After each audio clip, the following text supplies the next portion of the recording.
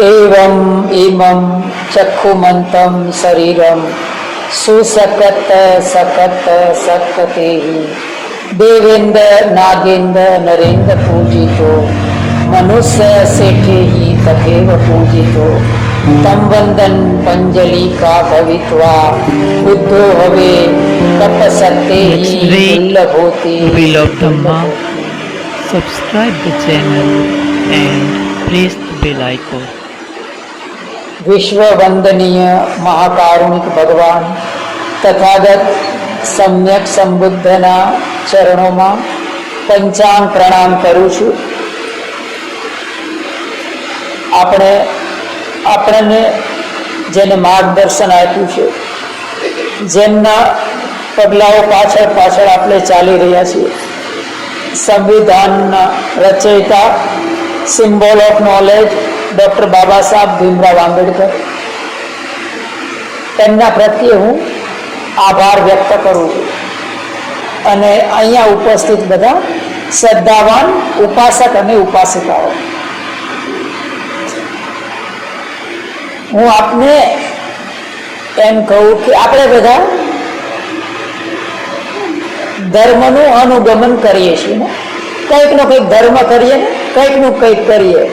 બહેનો છે મોટે ભાગે તો શું કરતા હોય, કંઈક વ્રત કરતા હોય, ઉપવાસ કરતા હોય, માળા કરતા હોય ને કંઈકનું કંઈક કરતા હોય. પુરુષોમાં પણ કંઈકનું કંઈક કરે, કંઈક તો કરતા હોય. એમ થાય કંઈકનું ધર્મ કંઈકનું કંઈક હોવું જોઈએ. તો આપને હું એક પ્રશ્ન કરું છું કે મારે ધર્મને એક જ વાક્યમાં નિચોડી લેવો છે, બરાબર? ધર્મને જેવી રીતે આપણે લીંબુ નિચોડી દઈએ તો એમાંથી રસ નીકળી જાય, પછી લીંબુના છોલકાનો કંઈ ઉપયોગ ના રહે. તો મારે ધર્મને એક જ વાક્યમાં ઉતારી લેવો છે, એક જ વાક્યમાં, ખાલી એક જ વાક્યમાં ધર્મને ઉતારી લેવો છે. તો એ વાક્ય કયું બને? એ વાક્ય શું બનશે? બોલો. કઈ કરવાની જરૂર નહીં તમારે, એ વાક્ય સમજી જવાનું. બોલો, એ વાક્ય કેવું હોય? એ વાક્ય કેવું હશે કે પૂરા ધર્મનો છે ને સાર એક જ વાક્યમાં આવી જાય.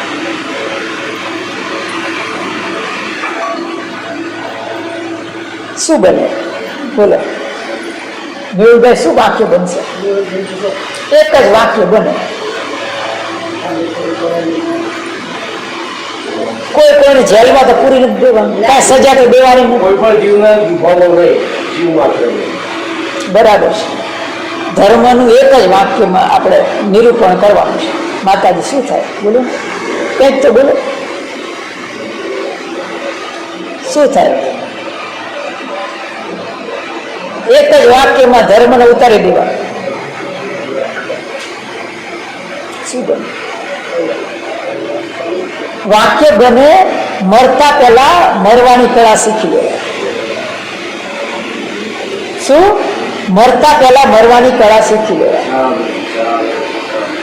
તમારા બધાના મનમાં એમ થયું હશે કે બંતેજી આ ક્યાંથી વળી આવું ટીકડમ દઈને આવ્યા તમે? ના ના, જસ્ટ વાત કરું છું. તમને એમ થાય કે બંતેજી આવું કેવી રીતે હોય શકે? મરતા પહેલા મરવાની કળા શીખી. તમે તો નકારાત્મક વાત કરો છો.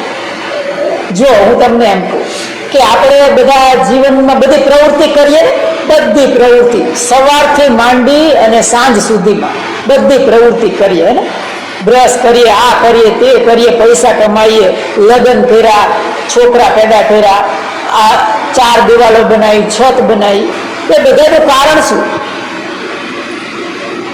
એ બધાનું કારણ શું ખબર છે? એ બધાનું કારણ છે કે હું મરી ના જાઉં. જો આ 4 દિવાલ ના બનાવીએ, છત ના બનાવીએ, શું થાય? વરસાદથી આપણું રક્ષણ ના થાય, ઠંડી ગરમથી ના થાય રક્ષણ, તો આપણું શું થાય? આપણે મરી જઈએ, બરાબર? પછી ઓલા છોકરા ના હોય ને તો પૂછજો છોકરાઓને, છોકરા શા માટે કરે ખબર છે? કે અમારું વૃદ્ધાવસ્થામાં અમારું પાલન પોષણ કર્યું. તો શા માટે પાલન પોષણ થવું જોઈએ? તો અમે સારી રીતે મરી શકીએ.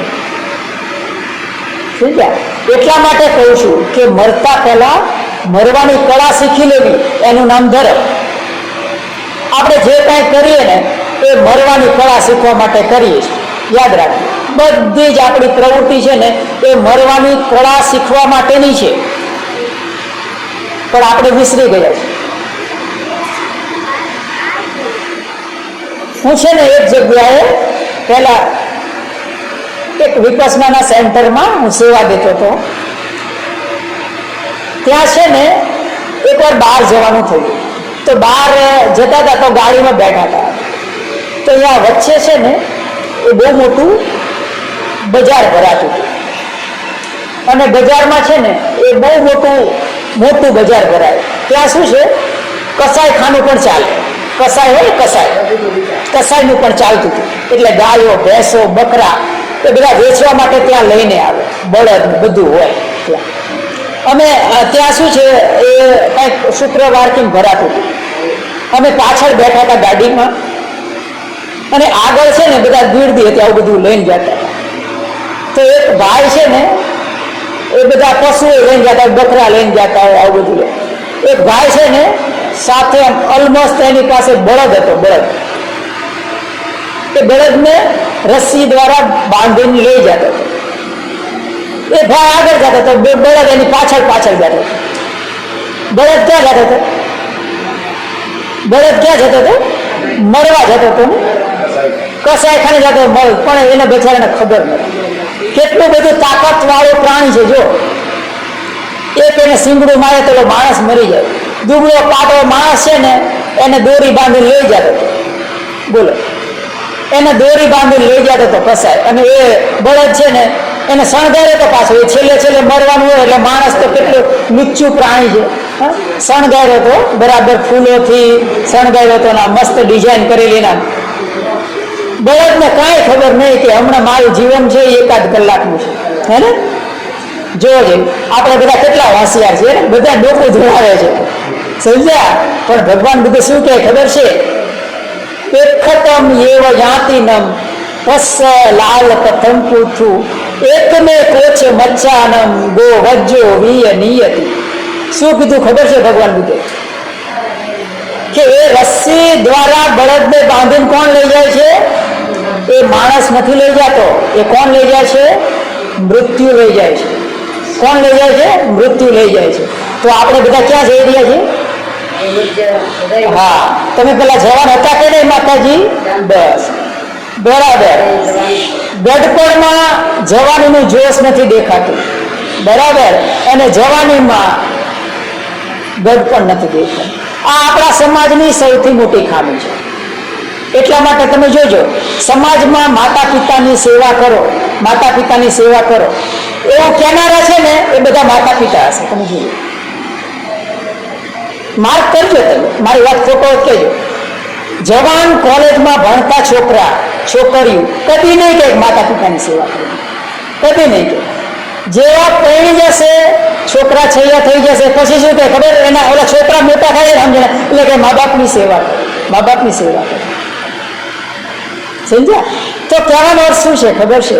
કે જવાનીના જોશ હોય ને ત્યારે તમારો વૃદ્ધાવસ્થાને યાદ રાખજો, અને જ્યારે વૃદ્ધાવસ્થા આવી જાય ને ત્યારે તમારું જવાનીનું જોશ કેવું હતું એને યાદ કરજો.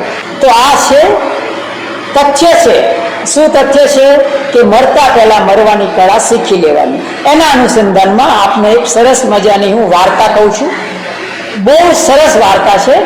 આપને જો શાંતિથી સાંભળશો તો આપના દિશાઓ ખુલી જશે. ભગવાન બુદ્ધના સમયમાં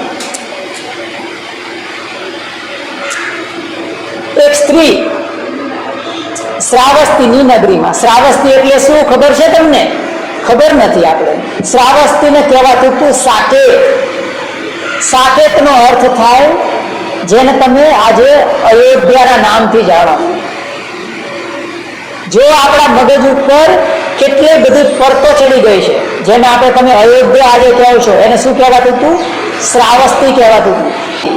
ભગવાન બુદ્ધે સૌથી વધારે વર્ષાવાસ ત્યાં કરેલા હતા, એને કહેવાતું હતું શ્રાવસ્તી. શ્રાવસ્તીની નગરીમાં એક સ્ત્રી, બિલકુલ એને ભાન નથી, શરીરનું ભાન નથી, બિલકુલ વાળ બાળ ખુલ્લા છે, શરીર ઉપર એ કંઈ કપડું નથી, અને શ્રાવસ્તીની નગરીમાં બિલકુલ નગ્ન અવસ્થામાં ગલીઓમાં દોડે છે અને રાડો પાડે છે. શું રાડો પાડે છે ખબર છે? ઉબો ઉતા કાલકટા પંથે મહ્યમ પતિમતો. ઉભો ઉતા કાલકટા પંથે મહ્યમ પતિમતો. માતા પિતા ભ્રાતા છે એક ચિત્તમ મહી ડહ્યરતી. એનો અર્થ થાય કે મારા બંને પુત્રો મરી ગયા. ઉભો પુતા કાલકતા, મારા બંને પુત્રો મરી ગયા. પંથે મહ્યમ પતિમતો, મારો પતિ રસ્તામાં ગુજરી ગયો. મારા માતા પિતા અને ભાઈ બંને એક જ ચિત્તા પર સળગી ગયા. આવી રીતે રાડો પાડતી પાડતી એ સ્ત્રી શ્રાવસ્તીની ગલીઓમાં ભટકતી હતી. શા માટે એ શ્રાવસ્તીની ગલીઓમાં આવી રીતે ભટકતી હતી? આપણે એને સમજીએ. ભગવાન બુદ્ધના કાળમાં એક શ્રેષ્ઠી ઘરાણાની છોકરી, આપણે બધા આજે કોઈ કારખાનામાં કામ કરતા હોઈએ, ફેક્ટરીમાં કામ કરતા હોઈએ, તો ફેક્ટરીના માલિકને આપણે શું કહીએ? શેઠ. શેઠનો અર્થ શું થાય? શ્રેષ્ઠી. ભગવાન બુદ્ધના કાળમાં શ્રેષ્ઠી કહેવાતું હતું. શ્રેષ્ઠી ઉપરથી અપભ્રંશ થઈને શેઠ બની ગયું. તો શ્રેષ્ઠી ઘરાણાની છોકરી, એના ઘરમાં નોકર. એ શ્રેષ્ઠી ઘરાણાની છોકરી એના નોકર સાથે એને પ્રેમ સંબંધ થઈ જાય છે અને એ છોકરી એ નોકર સાથે ભાગી જાય છે. સ્વાભાવિક છે કે જ્યારે માતા પિતાના રજામંદી વગર જ્યારે કોઈ આવી રીતે મેરેજ કરે તો એને ઘણું દબાણમાં જીવવું પડતું હોય. એકાદ વર્ષ વીતી જાય છે એના સાસરામાં, તો એને એક સંતાન રહે છે પેટમાં. એટલે એને લાગે છે કે કેમ કે માતા પિતા સાથે તો સંબંધ થોડા ખાટા થઈ ગયા હતા. એને લાગે છે કે હું જો મારા પતિને કહીશ ને તો મને પિયર જવા નહીં દે. અને આપણને ખ્યાલ છે કે પહેલી વાર જ્યારે બહેનોને જ્યારે આવી રીતે પ્રસૂતિ હોય ત્યારે એ પોતાના પિયરમાં જતી હોય તો એ એના પતિને કહેતી નથી અને એ જવા માટે બહાર નીકળી જાય છે. તો એ બહાર જાય છે, થોડે દૂર જાય છે તો એને છે ને એ પ્રસૂતિની પીડા થાય છે. અને આપને જે આ વાર્તા કહું છું ને એ ભગવાન બુદ્ધની ધમ્મદેશના છે, ભગવાન બુદ્ધની ઘટના છે. તો એના વચમાં રસ્તામાં એક બાળકને જન્મ આપે. હવે બાળકને રસ્તામાં જન્મ આપે પછી ઘરે જવાનો કોઈ અર્થ નહીં, પિયરમાં જવાનો. એટલે પછી ત્યાંથી એ પાછી આવી જાય છે, પોતાના સાસરે પાછી આવી જાય. એટલે એનો પતિ જોયો છે તો કે સારું ચાલો, એટલે કઈ કહેતો નથી. એકાદ વર્ષ બીતે છે, વળી પાછું એને એક સંતાન રહે છે. હવે બીજી વાર એના પતિને થાય જો આને હું ના બોલીશ ને તો આ પાછી જતી રહેશે. એટલે એને એમ કહે છે કે હું તને સાથે મૂકવા આવીશ બીજું તારે ડિલિવરી કરવા માટે. તો એ એની પત્નીને લઈને અને એક નાનું બાળક એના તેડું છે અને એક બાળક એના પેટમાં છે અને એનો પતિ જાય છે એના પિયર જવા માટે. હવે એ સમય છે થોડો વરસાદનો હતો. અત્યારે જેમ વરસાદ આવે છે ને એવી રીતે વરસાદનો સમય હતો. બહાર નીકળે છે, ધીરે ધીરે આગળ વધે છે તો ધીરે ધીરે વાદળા થવા માંડે, વરસાદના ઘેરાવા માંડે, હવાઓ ચાલવા માંડે અને તોફાની વાતાવરણ થઈ જાય. તોફાની વાતાવરણ થઈ જાય. હવે એના પિયર જવા માટે વચમાં એક નદી આવતી. જો સરસ, બહુ તમને રસ પડે એવી વાર્તા છે. તો વચમાં નદી આવતી. હવે એ સ્ત્રી વાતાવરણ તોફાની થઈ ગયું, તોફાન આવવા માંડ્યું, હવા ચાલવા માંડીને વાદળા ધીરાઈ ગયા. તો હવે એનો પતિ કહે છે આટલો બધો વરસાદ આવે છે, તોફાની વાતાવરણ છે, તો કે હવે પતિનું ફરજ હોય કે એની પત્નીનું રક્ષણ કરે. તો તો એ કહે છે કે તું અહીંયા રોકા, હું તારી માટે એક સુરક્ષાની વ્યવસ્થા કરું છું. એટલે એનો પતિ છે એ બાજુમાં જંગલ હતું, જંગલમાંથી કાંઈક ડાળીઓને એવું લેવા જાય છે વૃક્ષની, તાકી એને સ્ત્રીનું રક્ષણ કરી શકે. તો જંગલમાં જાય છે અને એની પત્નીને એક જગ્યાએ બેસાડે છે. એ સ્ત્રી એને તેડેલું એક બાળક અને એના પેટમાં એક બાળક. હવે પતિ જાય છે જંગલમાં, થોડી વાર થાય છે, પતિ આવતો નથી. અડધી કલાક થઈ, 1 કલાક થઈ, 2 કલાક થઈ, રાહ જોઈએ છે, પતિ કઈ આવતો નથી. એટલે ઓલી સ્ત્રીને ચિંતા થવા માંડી કે મારો પતિ કેમ આવ્યો નહીં. એટલે વધુ વાર થઈ એટલે એને ઓલા બાળક છે એને ઉપાડીને જંગલમાં એ જાય છે, એની પતિ જે દિશામાં ગયો હતો. થોડે દૂર જઈને જોયે છે તો એના પતિને સર્પે દંશ કર્યો હતો, નાગે દંશ માર્યો હતો અને પતિનું શરીર વાદળી કલરનું થઈ ગયું હતું અને નિષ્પ્રાણ પડી અને એને પતિ પડ્યો.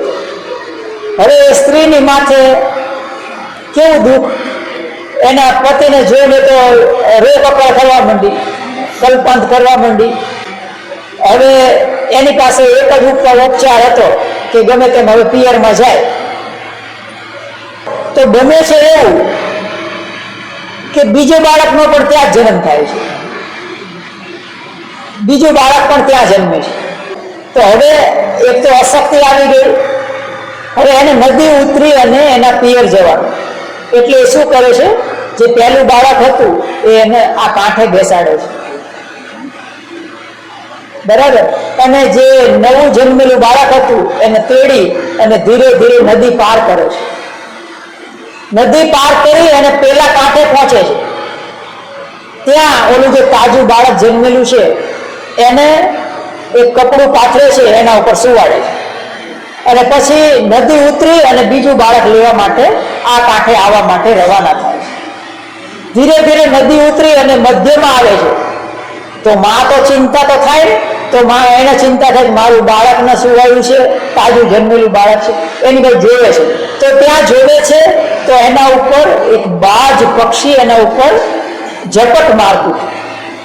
કેમ કે નવું બાળક જન્મેલું હોય તો એની ગંધ આવતી હોય અને તાજું હોય તો બાળકની ઉપર ગરુડ છે એ ઝપટ મારતું. હવે માં બરાબર મધ્યમાં ઊભી હતી એટલે એને શું કર્યું, હાથ હલાવી અને ઓલા ગરુડને ભગાવવાની કોશિશ કરી. એ જ કરે ને બીજું શું કરે, હાથ હલાવીને એને એમ થયું કે હાથ હલાવીને રાડો પાડે ને તો ઓલું બાળક ભાગી જાય. હવે જેવું હાથ હલાવી અને એ ઓલા ગરુડને ભગાવવાની કોશિશ કરી તો બીજું બાળક જે કિનારે બેઠું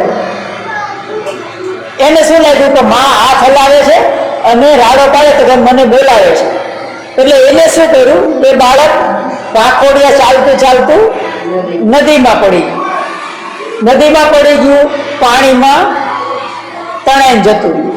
ઓલું જે બાળક તાજું જન્મેલું હતું એને ગરુડ ઉપાડીને જતું રહ્યું.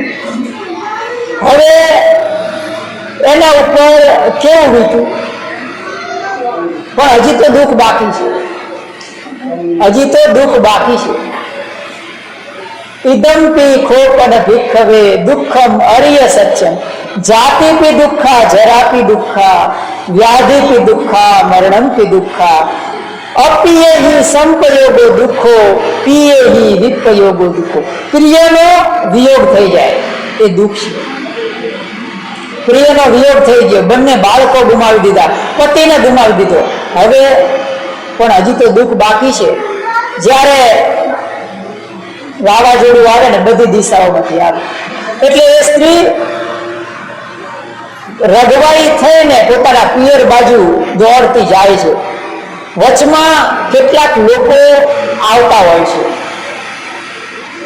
એના ઓળખીતા હોય ને, પિયરમાં જાય તો બેનો પિયરમાં જાય તો ઓળખીતા લોકોને મળતી હોય તો સામે એના ઓળખીતા પાળખીતા કાકા ને બધા આવતા હોય, જોવે છે. તો એ સામે આવતા હોય છે, માથું ભીનું ભીનું હોય છે, ખંભે રૂમાલ નાખેલો હોય છે અને જોવે છે. તો એ પૂછે છે કે બાપજી મારા માતા પિતા ને ભાઈ શું કરે છે, બધા કુશળ મંગલ તો છે ને? એટલે એ તો માથું નીચું કરી દે છે. એટલે બીજી વાર પૂછે છે કે બાપજી તમે કહો તો ખરા કે મારા મા બાપ અને મારો ભાઈ શું કરે છે? જવાબ કાંઈ મળતો નથી. ત્રીજી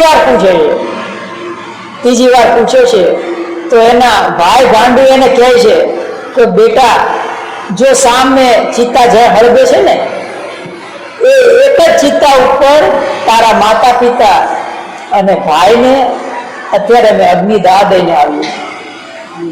રાત્રે બહુ તોફાન આવ્યું હતું, એમાં તમારું મકાન પડી ગયું હતું અને મકાન પડી ગયું એમાં તારા માતા પિતા અને ભાઈ ત્રણે દબાઈ ગયા. હવે એ સ્ત્રીની ઉપર કેટલું દુઃખ! શું આપણે એ દુઃખની કલ્પના કરી શકીએ? ના કરી શકીએ.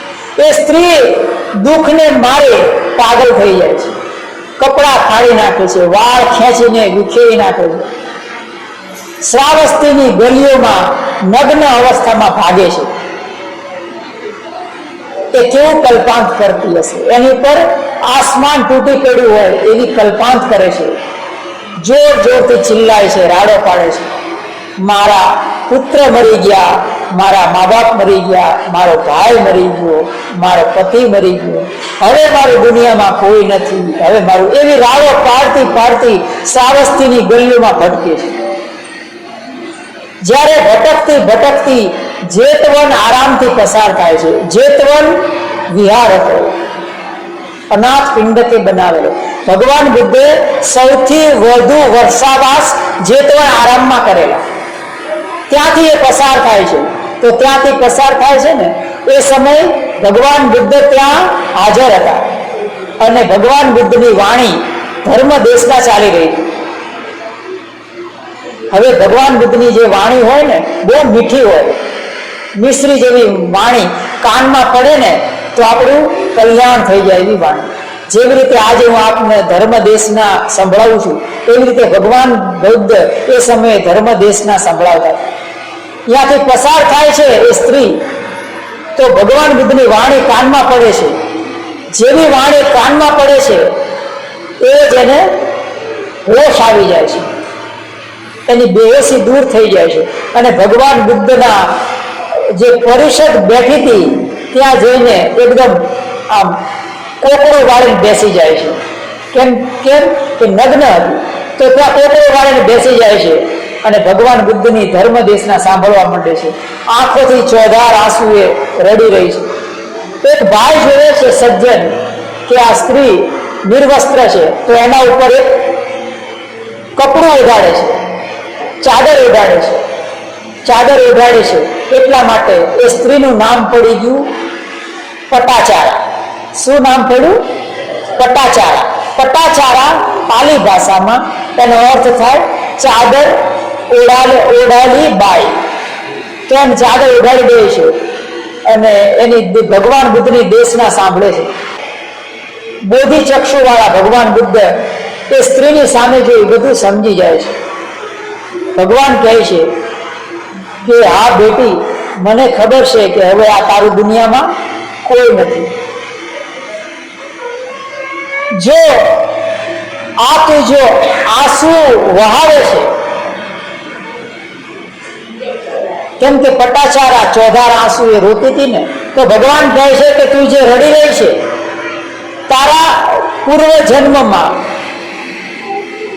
તારા એટલા બધા સગા મેળ્યા છે, એટલા બધા સગા મેળ્યા છે અને તું એટલા બધા તે આંસુ વહાવ્યા છે કે જો એને એકત્રિત કરવામાં આવે, એને એકઠા કરવામાં આવે ને તો આખો મહાસમુદ્ર તૈયાર થઈ જાય. અને તારા પૂર્વ જન્મમાં એટલા બધા લોકો મૃત્યુ પામ્યા છે કે જો એના હાડકા ભેગા કરવામાં આવે ને તો પૂરો હિમાલય પહાડ બની જાય. પટાચારા ભગવાન બુદ્ધની દેશના સાંભળતા પટાચારા છે એ ભગવાન બુદ્ધમાં એક ભિક્ષુણી બની જાય છે.